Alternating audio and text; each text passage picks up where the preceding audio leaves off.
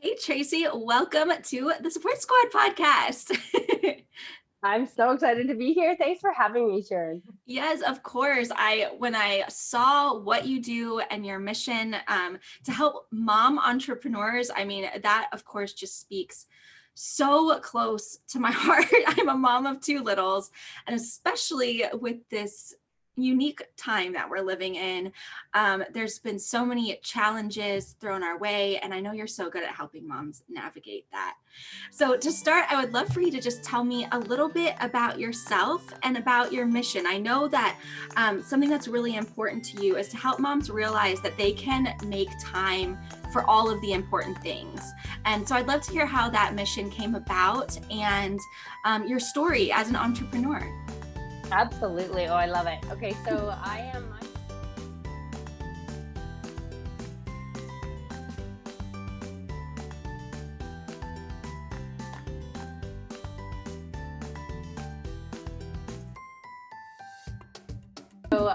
my background is a productivity, process improvement, change management expert. So working as a consultant for umpteen years in corporate environment, large scale transformational changes. My background is in healthcare.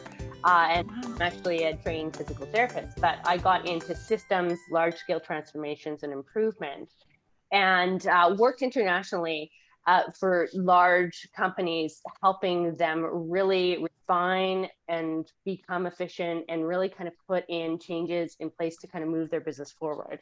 And what happened is we got pregnant, which was fantastic, my husband and and I was working outside the country at the time. And so when the time came to actually have our first baby, I flew home because that's, I can't fly past a certain point. And so I ended my contract, and we ended up having our baby 7 weeks early. Oh, wow. And so it was like that enter into motherhood. And what I found, and this is really the deep connection part for me, is the mother that I thought I was going to become and the lifestyle that I thought I would have is, get the kids settled, get everything going, and then get back out there, kind of that jet setting career, was not the mother that I was becoming. And it turned our life upside down. Very positive things came of it, but it was a challenging time. And it really made me reconnect and reevaluate with how I want to live my life, what I wanted my lifestyle to be, what really truly mattered to me, and then how I could design my life around that, my work around that. And so that's where I ended up doing a pivot from corporate and taking that skill set into kind of mom entrepreneurs, because I was like, I just had such a deep passion that we get into business as moms because we want to create this flexibility and freedom for our families. And then all of a sudden not all of a sudden, it happens over time. We so often get into this kind of conundrum where our time is no longer ours, and we're kind of working for our company, and it creeps into our lives, and we don't really have that balance or that integration, the reason we set out to do the whole thing. And from where I come from, in my background in training, I was like, okay, you know what, I want to bring this skill set to help mom entrepreneurs in the service-based industry really help set up their business around a lifestyle that they love, because we have the opportunity. That's why we got into this. And there's nothing more important. Like for me, my mission is to ensure that mom entrepreneurs always have time for the things that matter most.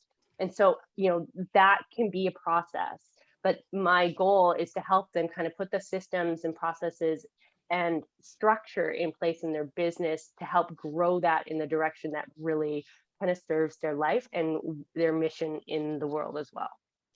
I love that you are speaking my language so much.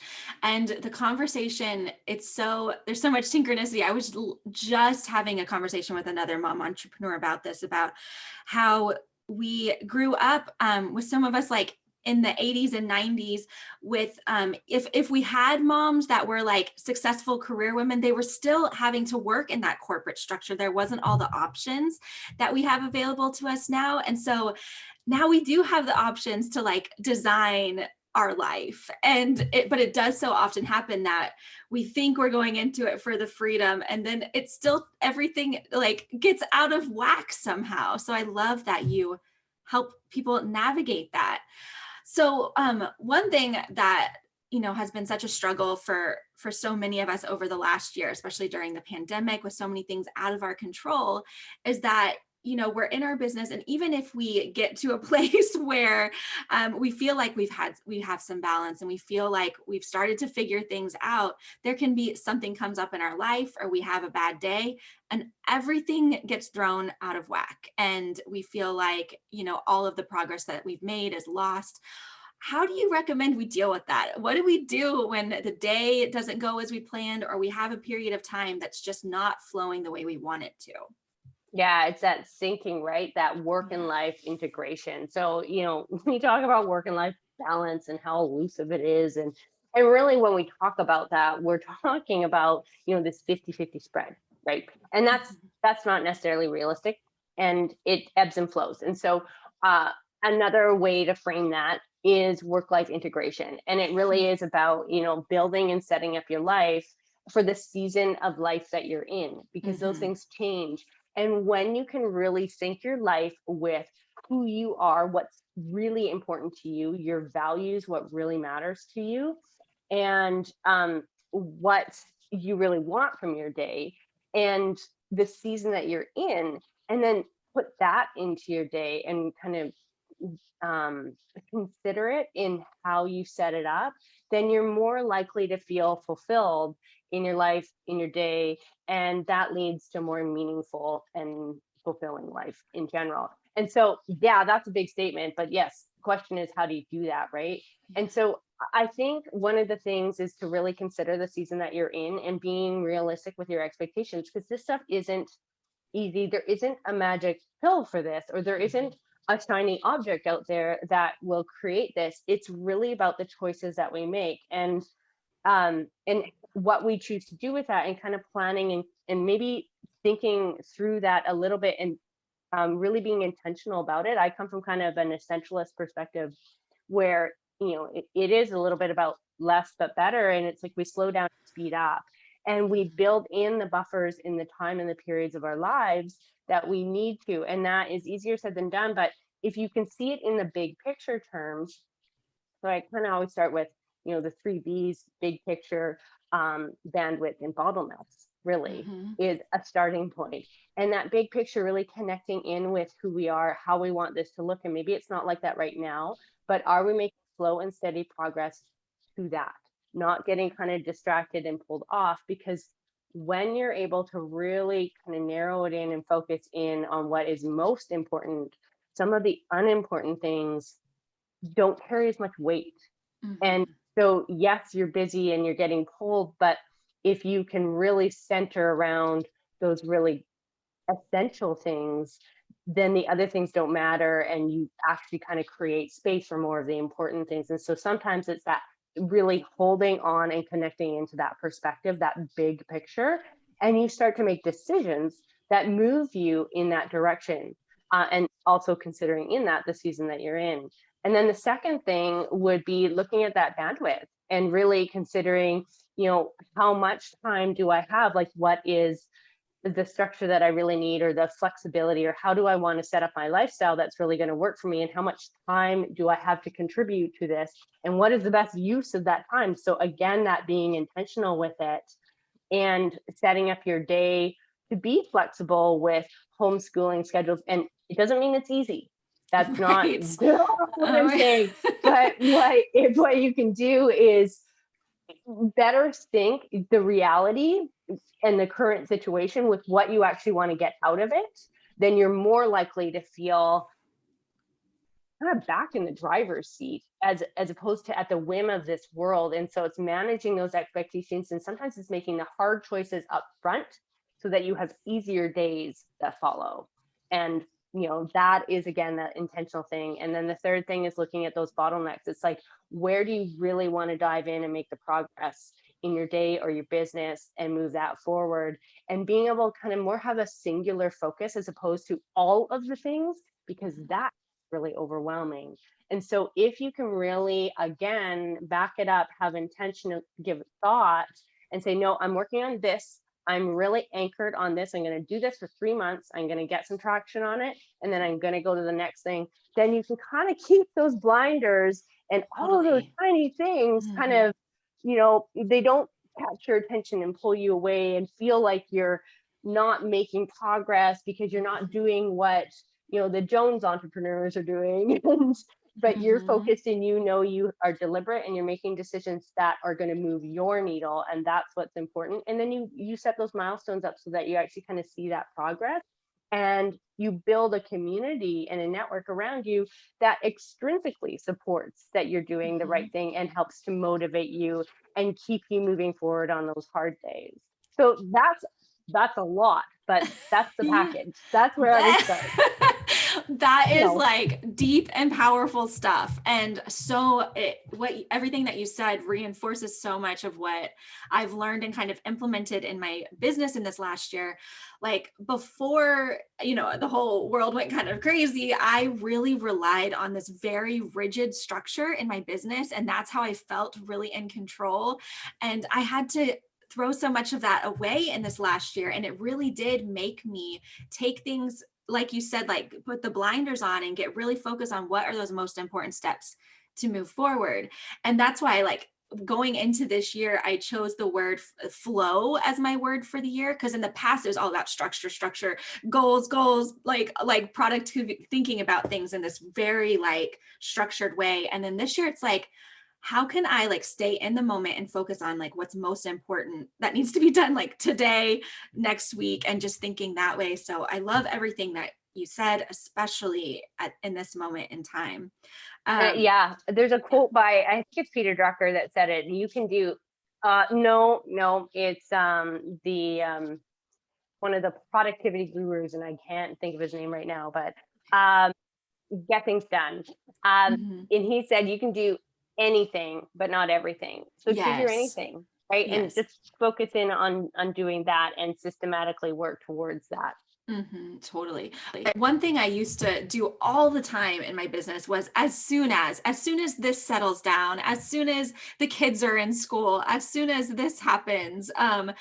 But like you said, like integrating your life, you can't work like that because you'll always feel like you're failing in some way if everything is just as soon as. And if we can create a business that's integrated into our life, we don't have to wait to move forward. We can do it with focus the way that you explained it so beautifully. So thank Well, you. and Yeah. and that's, I think that's a really good point just to highlight, is that really it's about setting the benchmark for what a good day is to you and being Right. really realistic. And even in the week, like I think that sometimes a week is a really good time frame. Um, let's Mhm. do that. Sun's coming up in California. Yeah. Um, a really good a week is a really good time frame because it allows you to kind of anchor into what's going on. It's near future enough, but it's a large enough chunk of time that you can actually get traction and get something done. But if you can set your, like what you said is like, what's a good week for me, like what's that measure of success, what would feel good, how would I Mhm. measure to say that this is a good week for me, and it becomes a little bit more realistic for what you can actually accomplish, and you can feel good about that, because the whole point of that is not just about all the things that you're getting done. It's about really feeling good and feeling kind of like your life is integrated, like you have actually hit the essentials of the important things in your life in all of the hats that we wear, not just one taking over. And so you set that measure of what a good week is or what a good day is by, how did those hats, like, did I kind of check the important things in the hats that I wear as a mother, as a, as a partner, as a friend, in my business, at home, for myself, right? Mhm. So Yeah, yeah, it can be so hard to check all those boxes, it yeah. feels like, yeah, but yeah, I love all of that you shared. Thank you so much. And then, the other thing that comes up a lot for me, and I know for a lot of other moms, is we are working really hard in our business and we feel pulled in all of these different directions. And then, that mom guilt can come up where we feel like, am I giving my business too much focus? Like, we feel pulled in so many different directions. So how do we deal with that when that mom guilt comes up, when we feel like we're not thriving in that area? What advice do you have for moms who feel that? Yeah, so let's tie this in with kind of those hats because they are heavy on our head, right? And just to acknowledge that, and especially right now, I don't want to give an idealistic perspective here. Like, let's be Right. real, right? Right. And so, you know, I kind of come at it from an essential list. And there's two things here. One is kind of this essential list, not my Mm-hmm. to-do list, but like, what are those kind of essential few things? So if you go to the 80-20 rule, right? Mm-hmm. Where it's like, you know, if 20% of the things can give 80% of the benefit in my Right. life, what are those top 20? And can I define my good day by that 20%? So, you know, for me, an example would be, and this comes into that mom guilt, because if you can just take 15-20 minutes at the beginning of your week and kind of set an intention to that of what would be enough, what would be good enough for you, what would feel good to you. And things like, you know, I actually said on my list, like I actually have a habit list and I'm not even joking. One of my habits every week is to make sure that I spend 10 minutes a day of quality time in each of my children's worlds. So I step in, Yes. no Mm-hmm. phones, no nothing, and I stay completely connected in their world, whatever they want me to do within reason. They have the wacky ideas, but you know, in their world, right? And just making sure that I connect. But I find if I don't actually set that intention, then it doesn't happen. And it's amazing. It's only 10 minutes. It's not a Yes. lot, but in their world, it makes a big difference. And that doesn't mean I only spend 10 minutes with my kid. It's like, no, I spend 10 minutes in their world doing Yes. exactly what they want to do, Mm-hmm. trying to fill up their cup. And that's an example of like one of those 6 things of like the different hats that I wear, that if I can do that each day, then at the end of the week, I feel like I'm actually connecting and doing, you know, I feel less kind of guilt because I knew in the context of what's happening this week, these are my essentials, and I got my essentials done. And I said at the end of the week, I'm going to feel good if I get this done. And Mm-hmm. the other part of that is, you know, as you're going through that, that's the essential list. But the other part is reframing productivity. And this is a big one. I like to call this values-based productivity, where productivity is really creating or having an output or being productive, producing something or an experience, having an experience, or really driving towards something that is important, you know, to high value.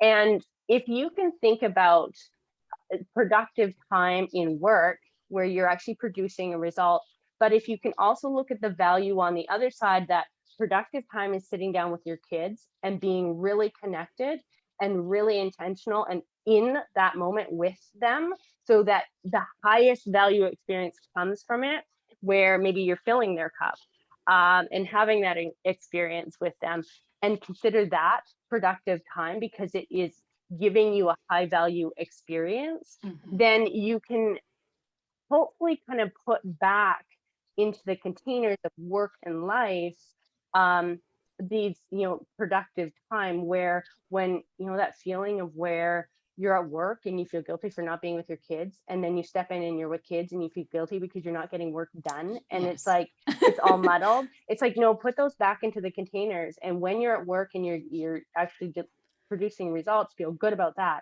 knowing that it frees you up to step in and be with your kids. And that's exactly where you're supposed to be. And you're supposed to get value out of that. And that is considered productive time. And don't feel guilty when you're in each individual thing if you're getting what you need from that moment, because it will free, they play together. Right. It's all about presence, right? Like being Mm-hmm. present in the moment that we're in. And what you said about your kids about having that 10 minutes, that's like exactly what I have always done to manage that mom guilt. It's like if I can, especially during the pandemic when like at the beginning I was working homeschool, like I mean I was just a mess, and it was like, Real, okay, right? yes. The So struggle is real. Yeah. so real. And but those the 10 minutes of presence with them just really brought it back to like what's important. And while you were talking too, it reminded me of some of this practice that I did when my son was first born. My friend told me about it, this style of like really simple journaling where every day you write 3 sentences and like 3 moments in the day. And what you realize is that like in a day, those 3 like magical, beautiful, memorable moments, that's what makes up your life. Like like every moment doesn't have to be like amazing, but if you focus for 3 minutes or for on 3 of those beautiful moments a day, like that makes up a beautiful life. So that was a really fun practice. I should do that again, to just write 3 sentences a day, 3 little things that happened that stood out to me. And that really, yeah, shows you what's important in your life, I think. So, Yeah. And I mean, that ties right back into kind of those essentials, right? And mhm, like you yeah. say, it doesn't take much, but it's that intentional, um, where, the top 20% of it's Mhm, really like some of the highest value and biggest meaning and impact in your life, mhm, right? yes. And it's the same with business. Like we can find critical things in our business and that make a big impact. Mhm, And when you do, and when you're able to kind of hone in and focus on that and really kind of deliver that, and like you say, step in, be present, actually mhm, really pull the value out of that, then the 80% of the busy work, it's still there. There's no, mixing this. It's yeah. still there, but it doesn't affect you as much. You're not Totally. pulled and you don't feel as guilty about not getting, the kitchen floor is perfectly done, or the post that's like, I wanted it to look this way. It's like Mhm, that little bit of that perfectionism kind of falls off because it doesn't matter as much, right. because your focus, like writing out your 3 things, focus your brain into what really is impactful and what really matters, and you start to kind of build your lens around the essentials and those important things, and the rest of it, like we said, just falls off your plate, and Mhm, it actually creates space for more of the things that matter. And that's mhm, kind of ties right back into that mission of really finding those things in your life and your work and yeah. focusing in on that.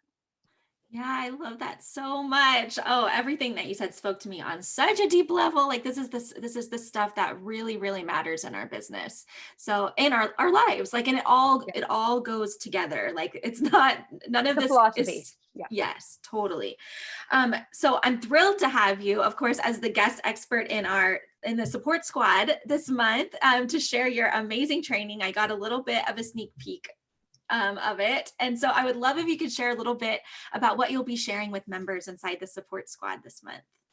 Absolutely. Yeah. We're going to dive into kind of getting your goals into your day. And really, one of the things that we're going to start to talk about is that funnel focus of really like, yes, we have these goals, but what are the kind of mission critical things or the essential things that are actually going to deliver on those? Because when, I see productivity as input and output, it's not just all about doing. But if you can really kind of get that focus right of those top things that are really going to move you towards your goal, and then reverse engineer and put those into your day, then you wake up, you know what you have to do. It's not a laundry list, it's those essential things, and you Mhm. actually move towards your goal faster with kind of less ease. And so that's about what we're going to talk about, is how do you set that up, how do you figure out what those things are, and then how do you systematically kind of plan that into your day, a little bit more of the structure, so you wake up and you're not grasping at straws of what you need to actually do and you get Right. overwhelmed with the laundry list. I love that. I love that having a little bit of structure really actually allows us to create that flow and ease in our business. So I'm And that thrilled to freedom. learn. Yes, that's freedom. You're so right. I'm thrilled to learn that. So thank you.